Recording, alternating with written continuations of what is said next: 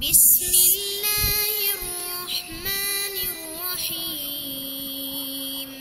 الحمد لله رب العالمين والصلاة والسلام على أشرف الأنبياء والمرسلين أما بعد فأستعيذ بالله من الشيطان الرجيم بسم الله الرحمن الرحيم.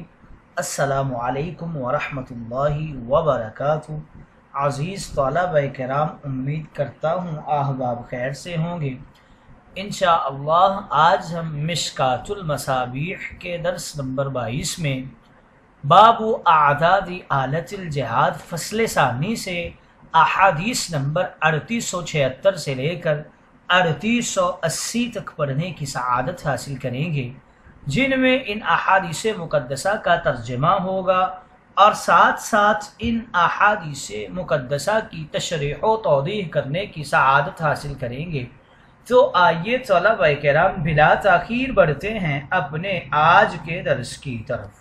بسم اللہ الرحمن الرحیم.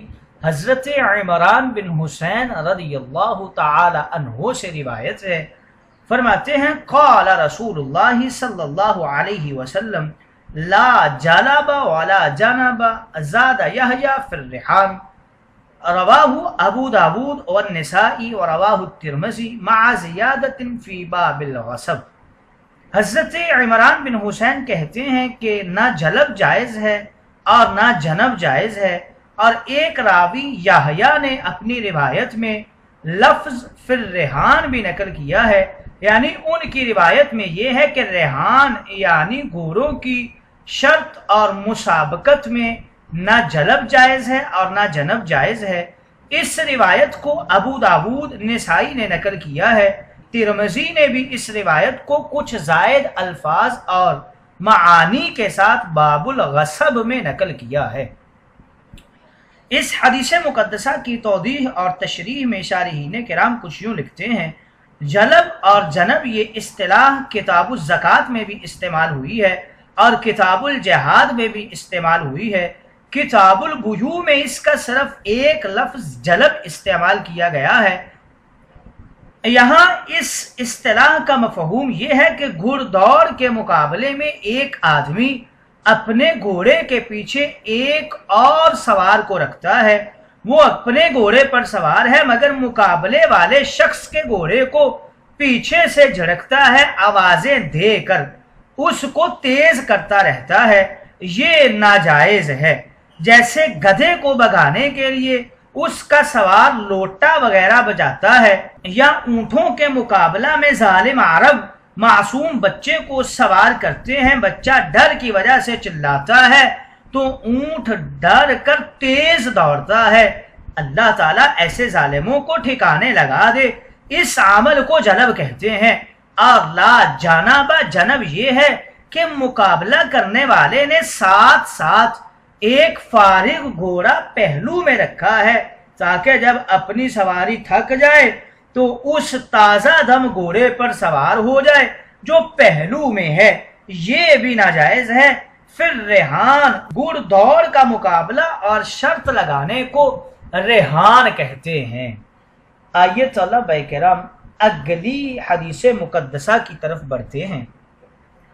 حضرت ابو قتادہ رضی اللہ تعالی عنہ سے روایت ہے عن النبی صلی اللہ علیہ وسلم قال خیر الخیل ادہم الاقرہ الارثم ثم الاقرہ المحجل تلک الیمین فإن لم يكن ادہم فکمیت علی هذه الشیعہ، رواہ الترمذی. حضرت ابو قتادہ رضی اللہ تعالی عنہ بیان کرتے ہیں رسول کریم نے فرمایا کہ بہترین گھوڑا سیاہ گھوڑا ہے جس کی پیشانی پر تھوڑی سی سفیدی ہو اور ناک کی جانب سفیدی ہو. پھر وہ گھوڑا بہتر ہے جس کی پیشانی پر تھوڑی سی سفیدی ہو اور ہاتھ پاؤں سفید ہوں لیکن دایاں ہاتھ سفید نہ ہو. اور اگر سیاہ گھوڑا نہ ہو تو پھر اسی قسم کا کمیت بھی بہتر گھوڑا ہے. اس حدیث مقدسہ کی تشریح و توضیح میں شارحین کرام ذکر کرتے ہیں الادہم بہت زیادہ سیاہ گھوڑے کو کہتے ہیں اس سیاہ گھوڑے کی کچھ صفات بھی اس حدیث میں مذکور ہیں۔ پہلی صفت اقرہ یعنی جس کی پیشانی پر سفید داغ ہو جو غزہ سے کم ہو۔ دوسری صفت ارسم، یہ وہ صفت ہے یعنی اوپر والے ہونٹ کا حصہ ناک کی طرح سفید ہو۔ پھر الاقرہ المحجل یعنی ادہم کی اوپر والی صفات اگر ادہم میں نہ ہو تو ادہم میں دوسرے نمبر پر وہ گھوڑا سب سے عمدہ ہے جس کی پیشانی کے سفید داغ کے ساتھ اس کے پاؤں بھی ایک حد تک سفید ہوں، خواہ سارے سفید ہوں یا 2 سفید ہوں یا 3 سفید ہوں۔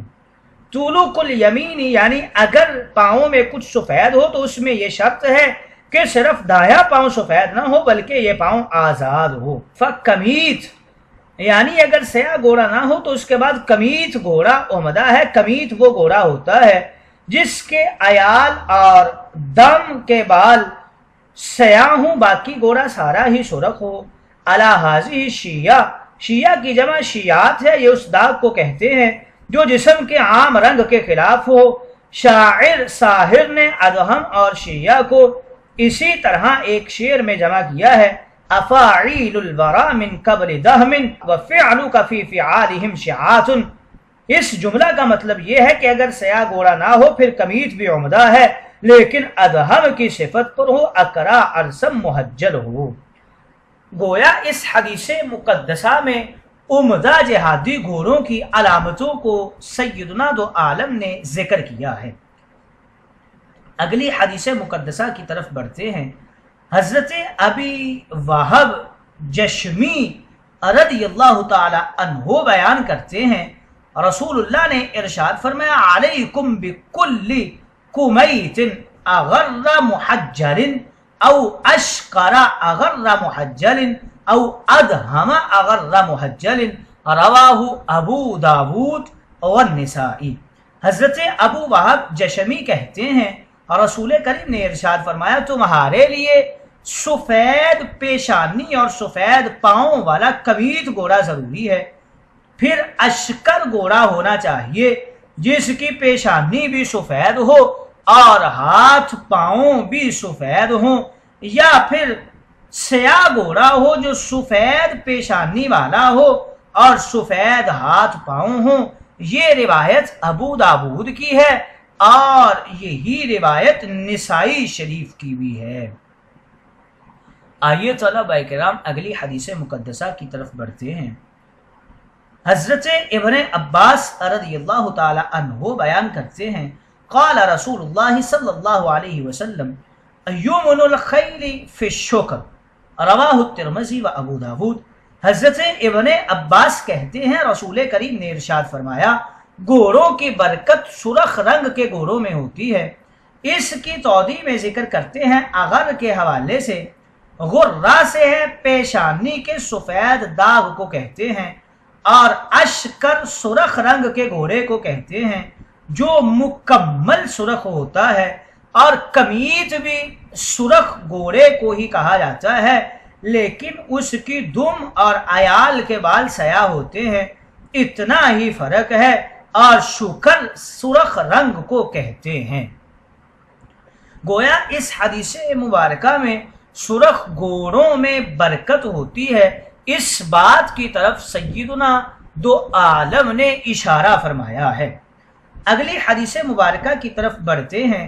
حضرت عتبہ بن عبد السلمی روایت کرتے ہیں انہو سمع رسول اللہ صلی اللہ علیہ وسلم یقول لا تقصوا نواس الخیر ولا معارفها ولا اذنابها فإن اذنابها مذابها ومعارفها دفاعها ونواسیها معقود فيها الخیر، رواہ ابو داود۔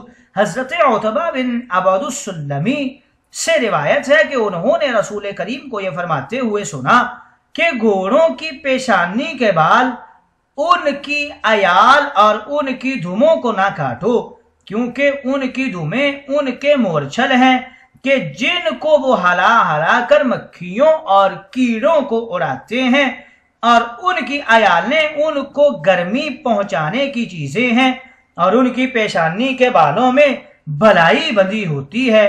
یہ روایت ابو داود کی ہے۔ اس کی توضیح میں شارحین کرام کچھ یوں لکھتے ہیں، لا تقصو کے حوالہ سے، قص یہ کاٹنے کے معنی میں ہے، نواسی یہ ناسیہ کی جمع ہے، پیشانی کے بالوں کو کہتے ہیں۔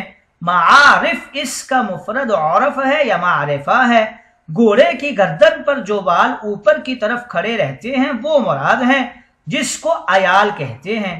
اذنابہ اس کا مفرد ذنب ہے، دم کو کہتے ہیں، مراد دم کے بال ہیں۔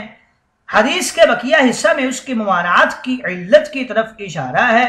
مزابہ یہ زبن سے ہے، دفع کرنے کے معنی میں ہے، یعنی دم کے بالوں سے گھوڑا مکھیاں وغیرہ دفع کرتا ہے، یہ اس کا پنکھا ہے۔